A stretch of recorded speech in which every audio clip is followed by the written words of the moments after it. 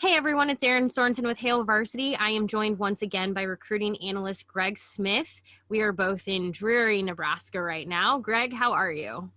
I'm back to being cold, but I am good. Yes, second winter, well, not quite winter, but early spring has returned. So we are going through the stages of now it's very rainy, and that's okay because that means spring football will be here before we know it. So hard to believe.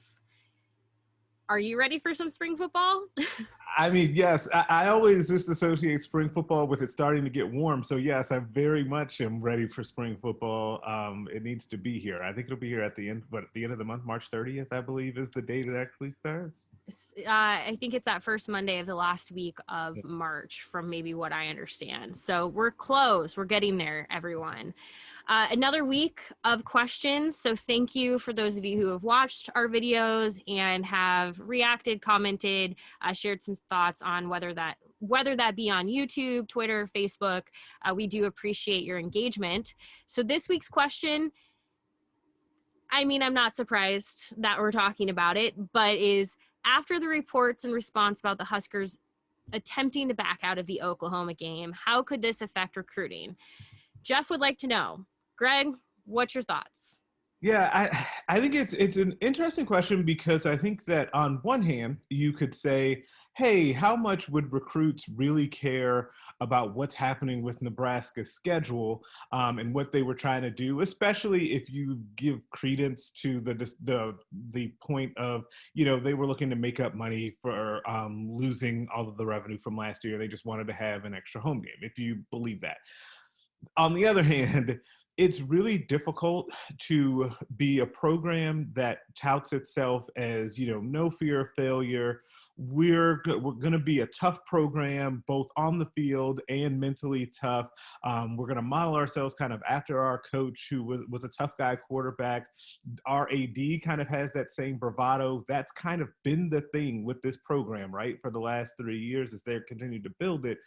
And then on the other hand, it comes to find out that they're trying to get out of playing a team that will be a conservatively top 10, we'll say, right? Probably better than that. And so the question that people may have then is, if Nebraska was going to be a top 15 preseason team, would they be doing this? And so I think that part of the issue is it may not be something that recruits ask about right away, but it does kind of fly in the face on what this program is selling on the recruiting trail and what they want kids to act like on the field and off the field, and what they want them to be when they get into the program. Yeah, I think the hardest part for me, and I'm curious for your take, when you talk about what Nebraska, or any program for that matter, sells on the recruiting trail, one that is pretty consistent is you come to a program to play elite teams, to play the best because you want to be the best. How do you square that if a recruit is concerned about the why? Now, for full transparency, really quick before I get your answer, I do want to be clear that Bill Moose said the reason that Nebraska pursued this is for financial reasons. Whether you believe that at face value or not, which there has been plenty of discussion, plenty of it on Facebook and Twitter, especially, about whether people agree with that statement in its entirety.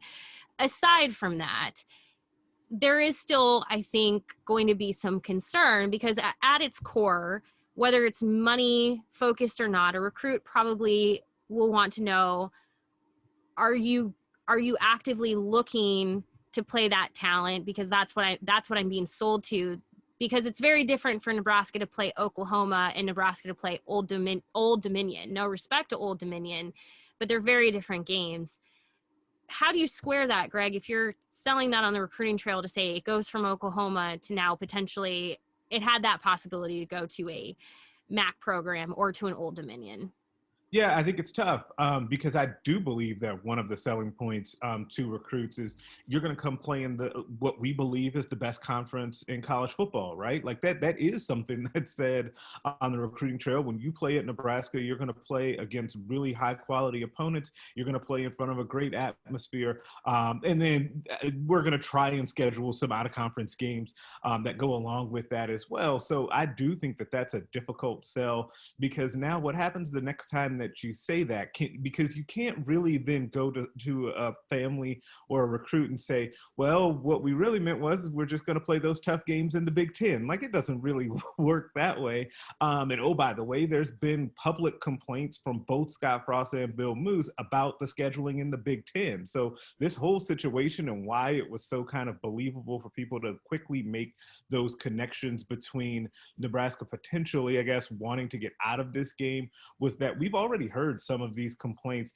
Was it Scott Frost's first year when he talked about the amount of times that they had to have crossover games against the upper echelon teams of the East, and why couldn't they play Indiana and teams like that more to then subsequently lose to Indiana? Like Bill Moose has complained about the scheduling, especially in this last year when that schedule got reconfigured. So I just think that it's a really difficult sell to then come back on the back end and say, well, yeah, but you want to come here so that you can play in tough games. That does begin to get a little bit murky. And now Nebraska does have a difficult schedule in 2021. That is certainly something that, we won't write off. I mean, even games that there's really no longer a game where you say it's automatically winnable for Nebraska, which I know is tough for some fans because it's like you would always go into certain games, but you're at Oklahoma, followed by at Michigan State, Northwestern and Michigan travel back to back to Nebraska. Then Nebraska heads to Minnesota. You have Purdue, Ohio State on the road, and you finish the season at Wisconsin and then at home against Iowa. It definitely it's not an easy schedule, but I'm of the belief. And here's one thing I want to point out with like recruiting, especially. A lot of the players are going to get tossed into this whole conversation at no fault of their own. Players, just like the recruits when they're being recruited, they show up and they want to play these games. Nebraska, the players, I can't put words in the mouth of someone like Scott Frost or Bill Moose, so I will not. But I know the players want to play this game, and they will show up wanting to play this game. That is why you come to a school like Nebraska, is to play in Oklahoma, to play in Ohio State. And maybe Oklahoma is a top 5 team in 2021, but if you can keep that game competitive, that goes a long way, especially on the recruiting trail. So at this point, I think, and Greg, you can tell me if you agree, but I think the best next step for Nebraska is to just move forward, keep that game competitive against Oklahoma, and show those recruits what they can play for, what can happen if you come to Nebraska, which is you get them again in 2022. So maybe you close that gap a little bit more one year over the next. It's hard to say, but that's kind of what I think at this point is you gotta show up and just be competitive this season. And that will help ease things, especially right now as people are frustrated potentially with what could have been, but thankfully what is not now. Yeah, absolutely. Like, I think the ultimate solution, and the team is going to have to move forward. There is no other choice, really, right? But for the team and the staff and the athletic department to just move forward and play the games as they're already on the schedule. But the best solution and remedy for all of this to make any of this discussion really go away is to first and foremost, like you said, be competitive and then start winning some of these games. Like that's how these conversations start to change.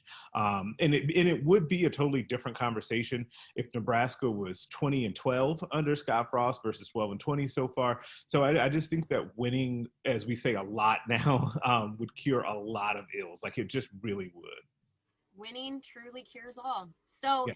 this is a really, really hot topic. I know a lot of you are going to have thoughts. Please leave them in the comments of this video on YouTube, or you can leave them on Facebook. You can tweet at us. Greg is at Greg Smith HV. I am at Erin Sorensen. And of course, Hail Varsity is always available if you want to tag Hail Varsity. And send those questions for next week, because as we get closer to spring football, there's going to be plenty to talk about. We're getting closer to what potentially will be the recruiting period, or the recruiting dead period finally being lifted. So I know there's going to be a lot of questions. So make sure you leave those in the comments. So when you're sharing your thoughts on this video, make sure that you leave comments and questions for future videos as well, because we will be back next Monday to dive into more of those. And if you want more on this topic, Greg will have more this evening in his recruiting notebook, which goes live at 6 p.m. Central. That's Sunday through Thursday every week, but on Mondays, it goes a deeper dive on this notebook. I know, Greg, you wanted to talk about this, so I'm sure there's plenty more thoughts that you have for people to look forward to. I do have plenty of thoughts, so make sure to check that out tonight. Awesome. Well, thank you so much, Greg, for joining me. That is another week of our recruiting question of the week. Again, give us a follow, Greg Smith HV at Hail Varsity. Leave us comments, questions. We appreciate you watching and for tuning in. We'll talk to you later.